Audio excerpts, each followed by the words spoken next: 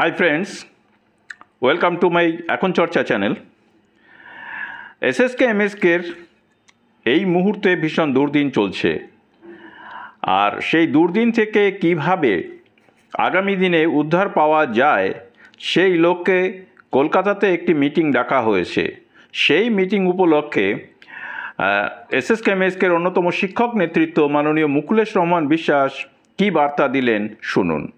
আমি সারা পশ্চিমবাংলার SSK MSK এবং সুপারভাইজার যারা আছেন তাদের সকলের উদ্দেশ্যে একটা বার্তা দিতে চাইছি যে আগামী 24শে নভেম্বর রবিবার শহীদ মিনারে একটা মিটিং ডাকা হয়েছে।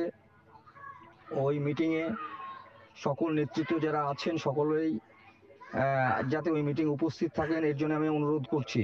কারণ জানেন বর্তমান পরিস্থিতিতে এসএসকে এমএসকের অবস্থা অত্যন্ত খারাপ। আগামী দিনে যে কি পরিণতি হবে এটা বলা যাচ্ছে না, তাই আমি বিশেষ কিছু বলতে চাইছি না।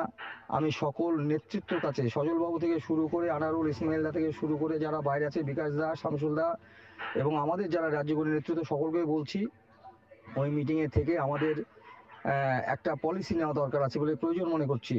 তাই আপনারা সকলে আসুন, আগামী 24শে নভেম্বর বেলা 12টার সময় শহীদ মিনার প্রাঙ্গণে বসে আমাদের কর্মসূচি আমরা নেব। আপনাদের সকলকে ধন্যবাদ জানিয়ে আমি এই বার্তা শেষ করলাম। ধন্যবাদ।